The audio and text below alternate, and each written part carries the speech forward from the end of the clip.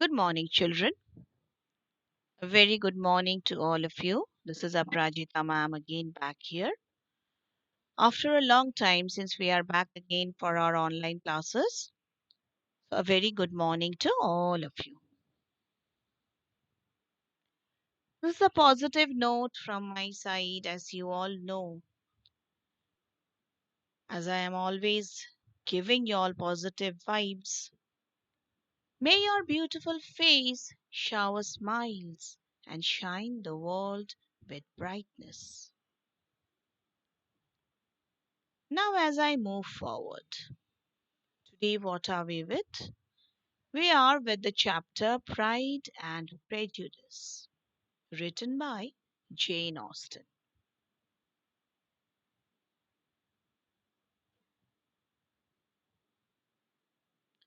Now, before I move forward with the chapter, I would like to tell you all some words about Jane Austen. Who's she?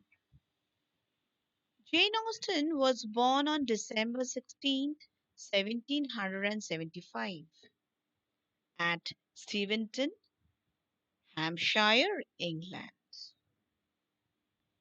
She died on July 18, 1817, at Hampshire itself. She was an English writer who first gave the novel its distinctly modern character through her treatment of ordinary people in everyday life. She published four novels during her lifetime. They are Sense and Sensibility in the year 1811, Pride and Prejudice in the year 1813, Mansfield Park in the year 1814, and Emma in the year 1850. With this and In Persuasion and Northanger Abbey, published together posthumously in 1870.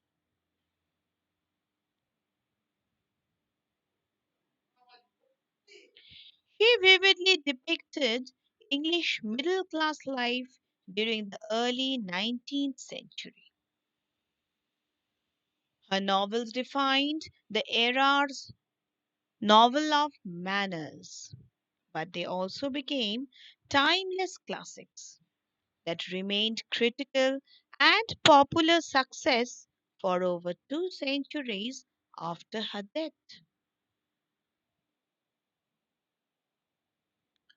Now we move up to Pride and Prejudice, which is our lesson today by Jane Austen.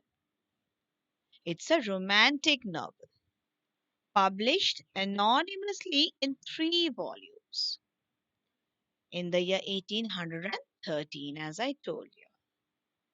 It's a classic of English literature, written with incisive wit and superb character delineation. It centers on the relationship between Elizabeth Bennet, the daughter of a country gentleman, and Mr. Darcy, an aristocratic landowner. Upon publication of Pride and Prejudice, it was well received by critics and readers. The first edition was sold out within the first year, and it never went out of print. So it was very well known.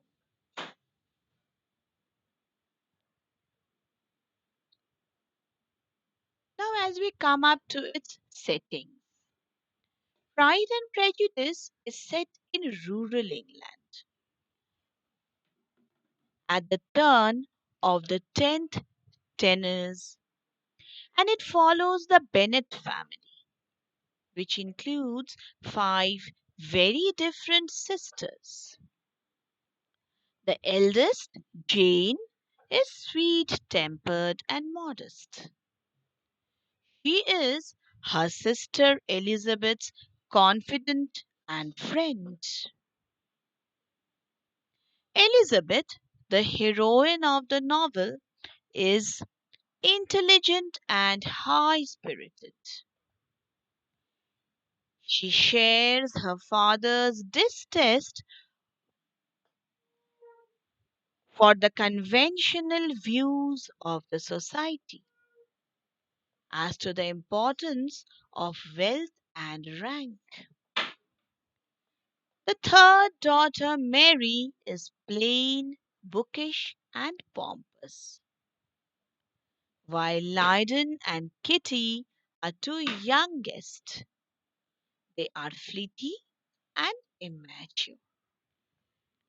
So that's all are the five sisters we find in the chapter Pride and Prejudice.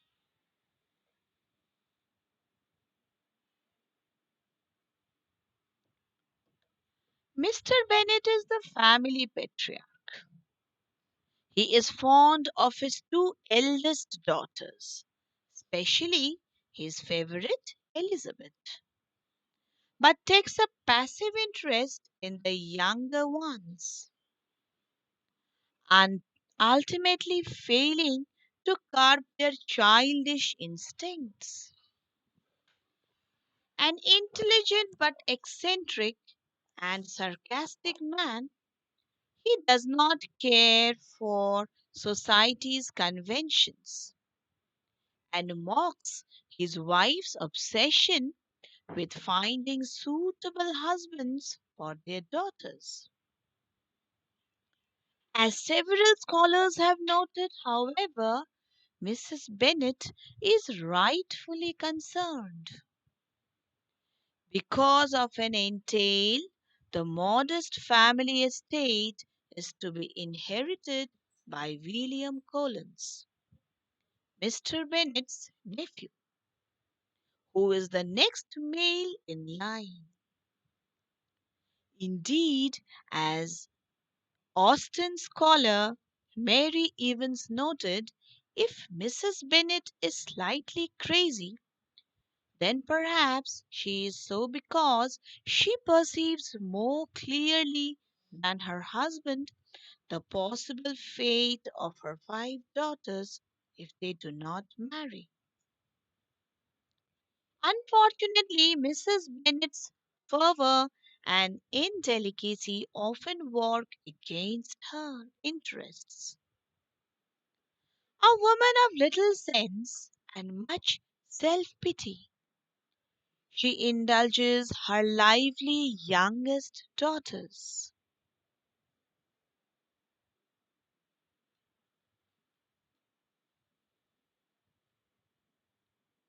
Throughout the novel, the Bennet sisters encounter several eligible bachelors, including Charles Bingley, Darcy, Lieutenant George Wickham, and Collins. Bingley has recently let Netherfield Estate, which neighbors the Bennets' home. Longbourn Austen describes him as good looking and gentlemanlike, having a pleasant countenance and easy, unaffected manners. He has come to his fortune through his family interest in trade, which was seen as a less respectable means of obtaining wealth than by inheriting it, as his friend Darcy has done. Darcy is clearly a product of his hierarchical thinking. He believes in the natural superiority of the wealthy landed gentry. He is arrogant but perspective.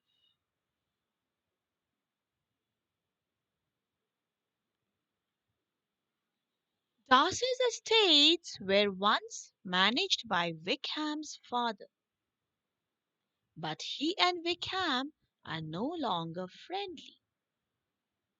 Wickham is attractive and charming, making him immediately popular among the women in the nearby town of Meryton, where he and the other soldiers have been stationed.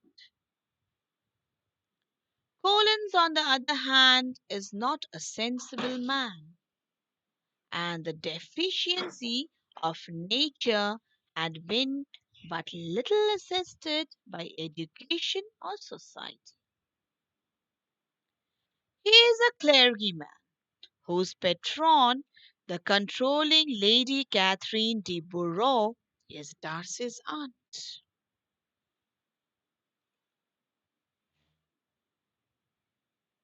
Now we here come up to our chapter, Pride and Prejudice. Was the beginning, an introduction to the characters. Now we come up to our Pride and Prejudice by Jane Austen. The novel opens with one of the most famous lines in English literature.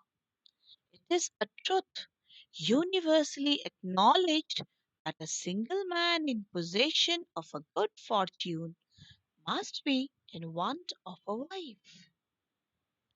The statement is seemingly what Mrs. Bennet thinks as she sets her sights on the newly arrived Bingley, who she is sure will make a suitable husband for one of her daughters. At a ball, Bingley takes an immediate interest in the beautiful and shy Jane. The encounter between his friend Darcy and Elizabeth is less cordial. Although Austen shows them intrigued by each other, she reverses the convention of first impressions. The pride of rank and fortune and prejudice against the social inferiority of Elizabeth's family holds Darcy aloof, while the pride of self respect and prejudice against Darcy's snobbery hold Elizabeth equally aloof.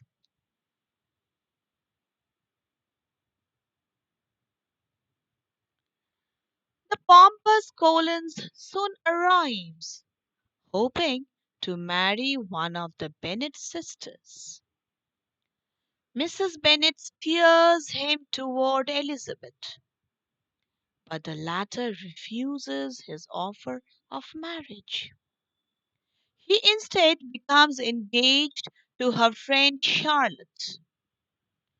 During this time, Elizabeth encounters the charming Wickham.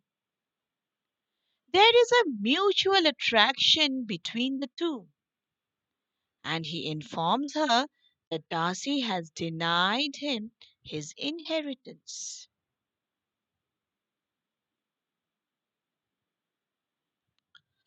After Bingley abruptly departs for London, Elizabeth's dislike for Darcy mounts as she becomes convinced that he is discouraging Bingley's relationship with Jane. Darcy, however, has grown increasingly fond of Elizabeth, admiring her intelligence and vitality. While visiting the now married Charlotte, Elizabeth sees Darcy, who professes his love for her and proposes. A surprised Elizabeth refuses his offer, and when Darcy demands an explanation, she accuses him of breaking up Jane and Bingley and of denying Wickham his inheritance. Darcy subsequently writes Elizabeth a letter in which he explains that he separated the couple largely because he did not believe Jane returned Bingley's affection. He also discloses that Wickham, after squandering his inheritance, tried to marry Darcy. There is year old sister in an attempt to gain possession of her fortune. With these revelations, Elizabeth begins to see Darcy in a new light.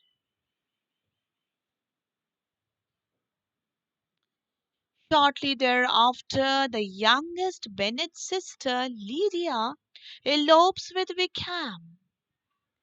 The news is met with great alarm by Elizabeth, since the scandalous affair, which is unlikely to end in marriage, could ruin the reputation of the other Bennet sisters. When she tells Darcy, he persuades Wickham to marry Lydia, offering him money, despite Darcy's attempt to keep his intervention a secret. Elizabeth learns of his actions.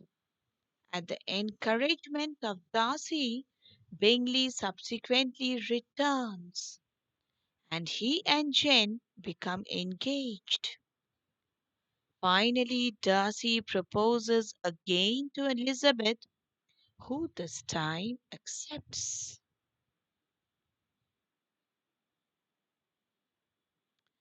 So, this is what is Pride and Prejudice. In the novel Pride and Prejudice, Austen emphasizes the importance of overcoming one's pride in order to obtain true happiness. Excessive pride in a character trait that can get in the way of happiness of many relationships, whether it's familial love, friendship, or romantic love. So that's all, children. I hope you have understood the chapter in brief very well. In case any issues, kindly tell me during your class hours. Thank you.